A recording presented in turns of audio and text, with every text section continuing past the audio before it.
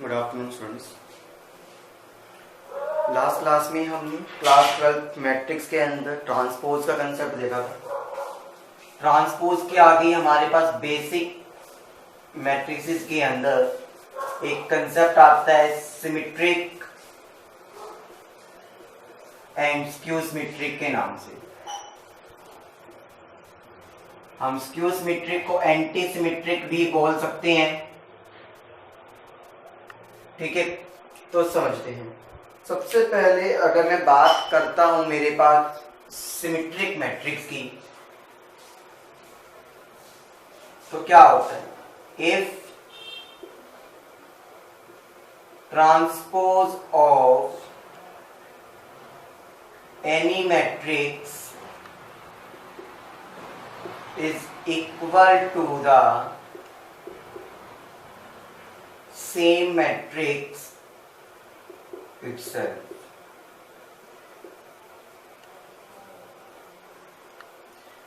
अगर किसी भी मैट्रिक्स का ट्रांसपोज उसी मैट्रिक्स के इक्वल आ जाए तो वो क्या होता है आपके पास? सिमेट्री। अब ये तो जरूर है, जो ये कंडीशन होगी आपके पास वो हमेशा किस केस में होगी? स्क्वायर मैट्रिक्स में होगी। Always take place in square matrix। क्यों? वरना तो ऑर्डर ही चेंज हो जाएगा। ऑर्डर चेंज ना हो तो इसलिए स्क्वायर मैट्रिक्स में होना मेरे लिए मैंडेटरी कंडीशन हो गई है। ठीक है, कहने का मतलब ए ट्रांसपोज मेरे पास ए के इक्वल आ जाए तो वो क्या होता है मेरे पास? सिमेट्रिक। अगर मैं बात करूं स्क्यू सिमेट्रिक की, if transpose of any matrix is equal to the minus of itself।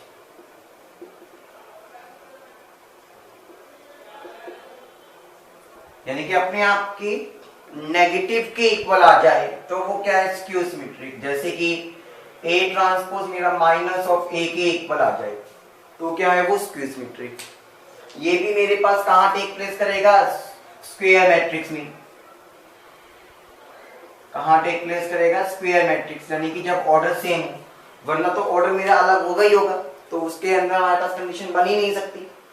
ये चीज क्लियर हो गई? अच्छा, फिर आपको एक प्रॉपर्टी देखनी है। अगर मेरे पास कोई भी दो मैट्रिक्स जो कि अगर मैं कहता हूं सिमेट्रिक है तो उनका सम और डिफरेंस भी सिमेट्रिक होगा।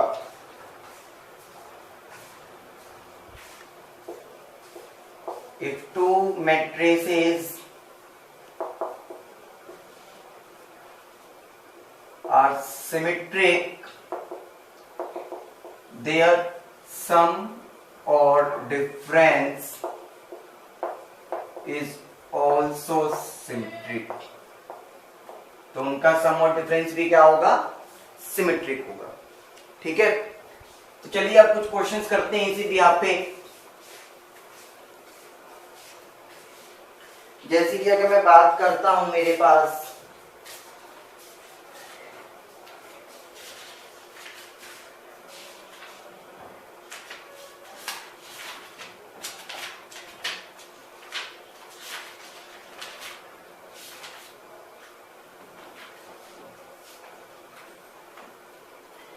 एक मैट्रिक्स है ए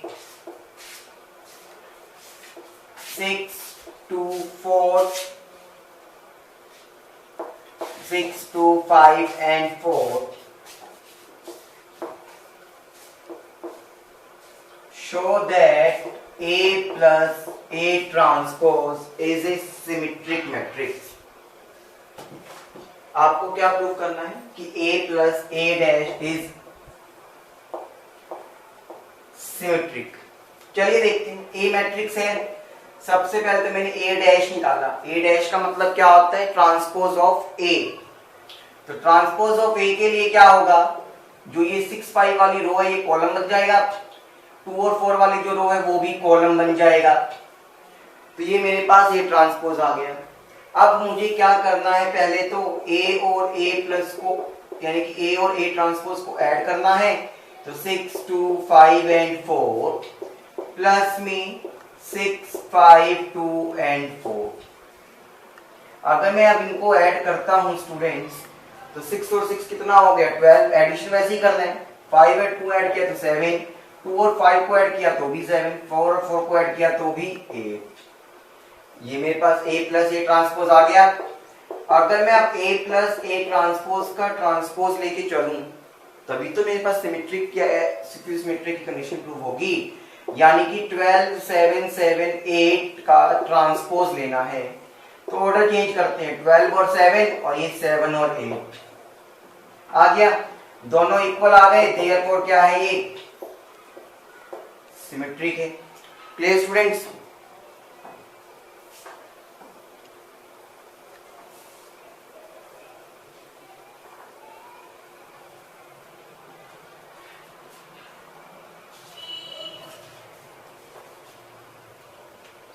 और जैसे क्वेश्चन है स्टूडेंट्स आपके पास, वो कहते हैं एक मैट्रिक्स है 2k प्लस 3 माइनस 4 माइनस 5 4 0 और ये 6 5 माइनस 6 माइनस 2k माइनस 3। कहता है ये स्क्यू सिमेट्रिक है, is skew symmetric, find the value of k। हमें k की वैल्यू को फाइंड आउट करना है। स्क्यू सिमेट्रिक है तो यानी कि अगर मैं इसका ट्रांसपोज करूं, ठीक है, मान लो ये मैंने कहा a मैट्रिक्स है, तो अगर मैं a मैट्रिक्स का ट्रांसपोज करता हूं तो स्टूडेंट्स आपको पता है वो रो ये कॉलम बन जाएगा। यानी कि 2k प्लस 3 फिर ये 4 और ये 5 आएगा, या माइनस 4 ये 0 और ये माइनस 6 आएगा, ये माइनस का 5 ये 6 माइनस का 2k माइनस का 3 आ जाएगा। रो को कॉलम में चेंज कर दिया और कॉलम को रो में चेंज कर दिया। अब वो क्या कहता है कि स्क्यू सिमेट्रिक है। तो स्क्यू सिमेट्रिक की कंडीशन क्या होती है स्टूडेंट्स? स्क्यू सिमेट्रिक की कंडीशन थी कि A transpose minus of A के इक्वल था। तो मुझे ये चीज क्लियर हो गया कि जो ये वाला जो ट्रांसपोज है वो माइनस ऑफ ए यानी कि 2k प्लस 3 माइनस 4 माइनस का 5 4 0 6 5 माइनस 6 माइनस 2k माइनस 3 के इक्वल आएगा, होना चाहिए ना अकॉर्डिंग टू दिस कंडीशन। तो अब मेरी बात को सुनो, अगर मैं यहां से कॉरेस्पॉन्डिंग एलिमेंट्स को कंपेयर करता हूं, यहां पर क्या है 2k प्लस 3, यहां क्या है माइनस ऑफ 2k प्लस 3। ठीक है स्टूडेंट्स, तो 2k plus 3 minus 2k minus 3, ये माइनस 2k इधर आके क्या हो जाएगा प्लस का 2k, ये प्लस का 3 इधर आके माइनस हो जाएगा, 2k और 2k 4k और ये माइनस का 6, k की वैल्यू क्या आ गई माइनस का 6/4 और आप कह सकते हो माइनस का 3/2, k की वैल्यू आ गई स्टूडेंट्स। इस तरह से हम क्वेश्चन कर सकते हैं। बस ये ध्यान रखना कि मैंडेटरी कंडीशंस क्या है, कंडीशंस को ही आपको अपने आप लेके चलना है। क्या था स्क्यू सिमेट्रिक, तो स्क्यू सिमेट्रिक की कंडीशन ये क्या थी, मेरे पास मेन कंडीशन थी, उनकी ये ध्यान है तो मैं कुछ भी कर सकता हूँ क्वेश्चंस के अंदर। क्लियर हुआ स्टूडेंट्स? चलिए फिर हम चलते हैं आगे।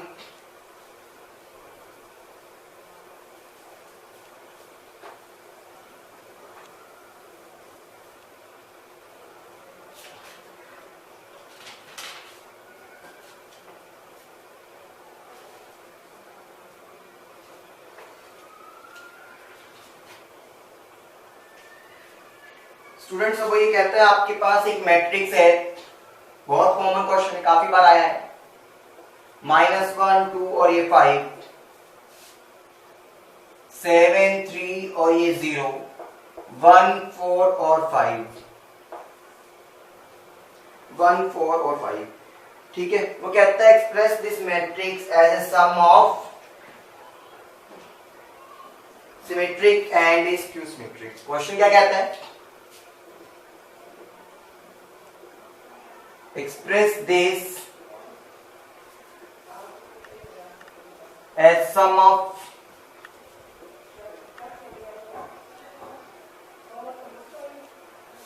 सिमेट्रिक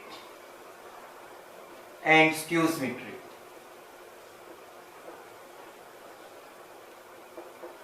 सिमेट्रिक और स्क्यू सिमेट्रिक के सम के लिए मुझे करना है। तो एक चीज याद रखिएगा स्टूडेंट्स, सिमेट्रिक और स्क्यू सिमेट्रिक का सम का जो मतलब जब भी आ जाए, अगर मुझे इस फॉर्म में रिप्रेजेंट करना है तो इसका मतलब होता है that is half of A plus A transpose plus half of A minus A transpose. आपको हमेशा इस फॉर्म में रिप्रेजेंट करना होगा। समझ गए स्टूडेंट्स? अब मान लो ये मैट्रिक्स आपके पास ए के इक्वल थी, तो सबसे पहले तो मेरे को ए ट्रांसपोज निकालना पड़ेगा।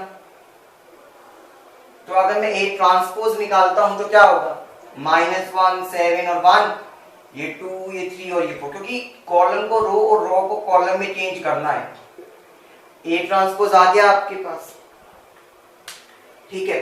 अब जब ए ट्रांसपोज आ गया तो आपको सबसे पहले क्या करना है? एक तो ए प्लस में ए ट्रांसपोज, ए प्लस में ए ट्रांसपोज। ए क्या था?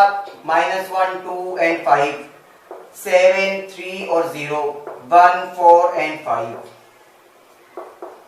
ए ट्रांसपोज क्या था? -1 7 एंड 1, 2 3 एंड 4, 5 0 एंड 5। इन दोनों को मुझे सम करना है स्टूडेंट्स, करते हैं।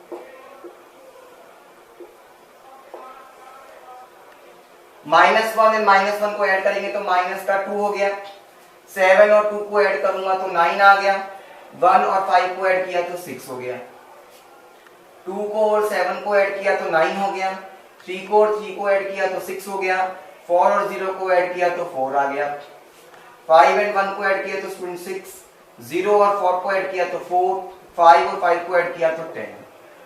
क्लियर हो गया यहां तक? अब उसने मुझे ये कहा हाफ ऑफ दिस, यानी कि मुझे हाफ भी करना है इसका। अगर मुझे इसका हाफ करना है तो इसका मतलब स्टूडेंट्स क्या हुआ? जो भी एडिशन आएगा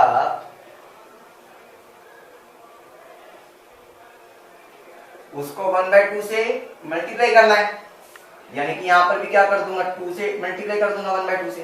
क्लियर स्टूडेंट्स? आप इसको ऐसे भी लिख सकते हैं, चाहे तो आप इसको अंदर भी कर सकते हैं, कोई फर्क नहीं पड़ता। अच्छा, ऐसे ही मुझे एक चीज और निकालनी है, a माइनस में a ट्रांसपोज। तो a क्या है? -1 2 एंड 5, b क्या है? 7 3 0 1 4 एंड 5। माइनस का साइन। a ट्रांसपोज क्या है? -1 7 एंड 1, 2 3 एंड 4, 5 0 एंड 5। अगर आपने यहाँ पे सब्ट्रैक्शन किया, -1 माइनस का प्लस हो गया तो 0, 7 में से 2 गया तो 5, 1 में से 5 गया तो माइनस का 4, 2 में से 7 गया तो माइनस का 5, 3 में से 3 गया तो 0, 3 में से 0 गया, सॉरी 4 में से 0 गया तो 4, 5 में से 1 गया 4, 0 में से 4 गया माइनस का 4, 5 में से 5 गया 0। ये चीज क्लियर है स्टूडेंट्स? आगे हमने क्या कर दिया? माइनस कर दिया। कहा यहां पर भी उसने मेरे को यही था, हाफ ऑफ दिस, यानी कि मुझे पूरी मैट्रिक्स का क्या करना है स्टूडेंट्स? हाफ करना है। तो यानी कि मैं यहां पर भी क्या लगा सकता हूं? हाफ लगा सकता हूं। अब मेरे पास ये भी टर्म आ गया, ये भी। उसने क्या कहा था? सम, यानी कि इन दोनों को मुझे क्या करना है? सम के लिए लिखना है। तो देखेंगे क्या लिखते हैं। Therefore 1/2 -2 9 और 6, 9 6 और 4, 6 4 और 10, ये यहां से आया भाई,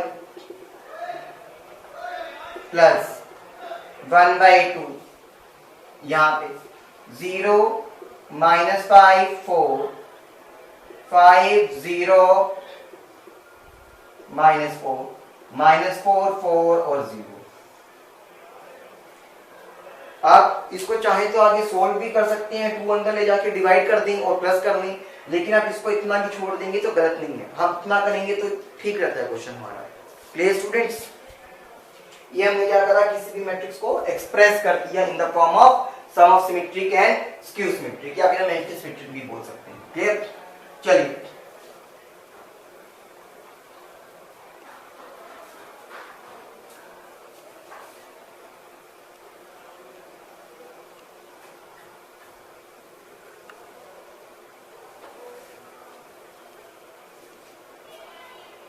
फिर अब आपके पास एक क्वेश्चन आता है स्टूडेंट्स,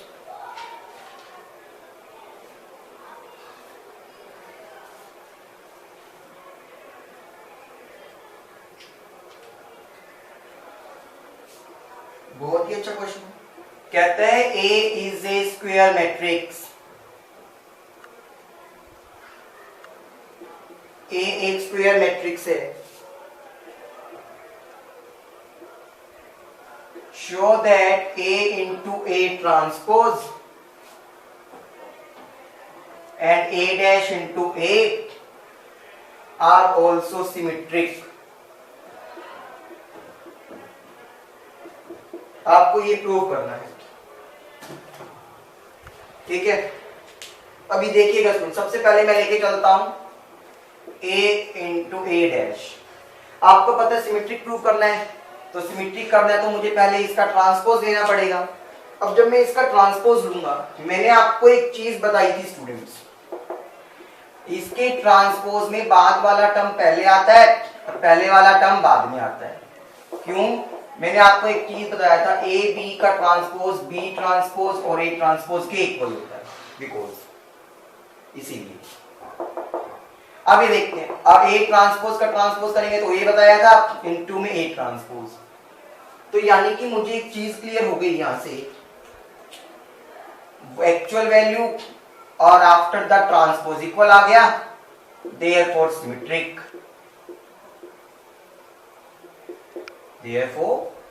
सिमेट्रिक। Clear students? अच्छा, इसी तरह से अगर मैं बात करता हूं ए ट्रांसपोज और ए की, उसका भी मुझे ट्रांसपोज लेना पड़ेगा। आपको पता है इस ए का ट्रांसपोज बाद में आएगा और ए ट्रांसपोज वाले का इस तरह से, मतलब पहले बाद वाला टर्म आ जाएगा और बाद में पहले वाला। रूल यहां पर भी वही लगाया था, ए ट्रांसपोज और ए ट्रांसपोज का ट्रांसपोज करूंगा तो ए। तो मुझे यहां से भी ये चीज क्लियर होगी, जो एक्चुअल वैल्यू थी वही इनिशियल वैल्यू आ गई, तो यानी कि ये मेरे पास क्या हो गया, एक्चुअल वैल्यू को ही मेरे पास क्या हो गया, ट्रांसपोज लेने के बाद आ रहा है, तो वो क्या हो गया मेरे पास, सिमेट्रिक। क्लियर है स्टूडेंट्स? ये किस तरह से मेरे पास, चलिए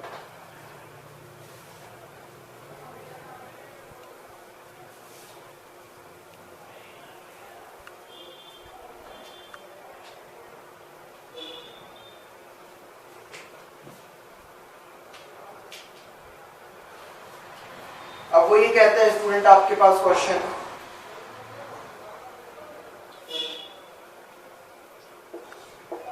A and B are symmetric matrices। A और B दोनों क्या है, सिमेट्रिक मैट्रिसेस है आपके पास, ठीक है। आपको प्रूव क्या करना है, A प्लस बी, आपको प्रूव करना है ए बी प्लस में B A is also symmetric। Prove।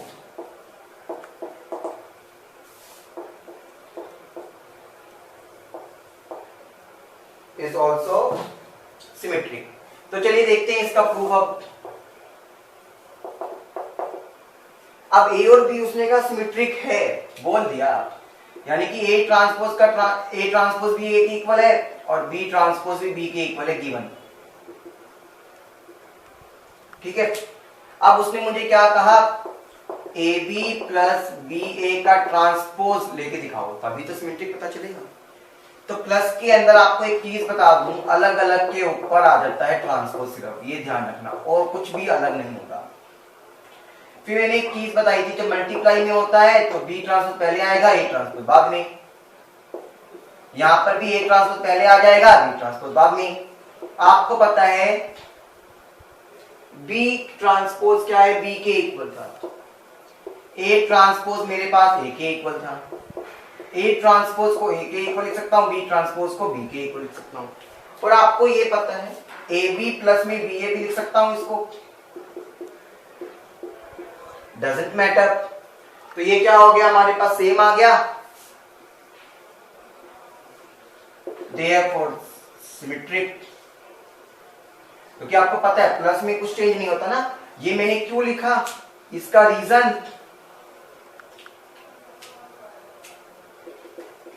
a plus B is equal to B plus A valid होता है, कंडीशन कॉम्यूटेटिव होती है, कॉम्यूटेटिव।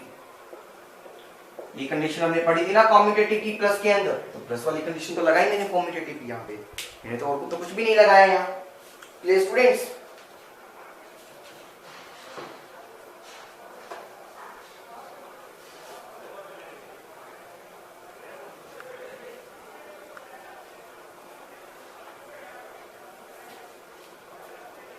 चलिए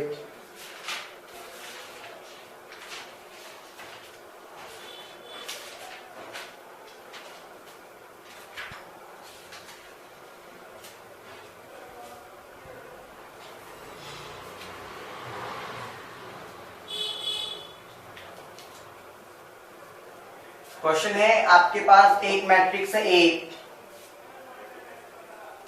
कॉस अल्फा माइनस में साइन अल्फा, साइन अल्फा और ये है कॉस अल्फा।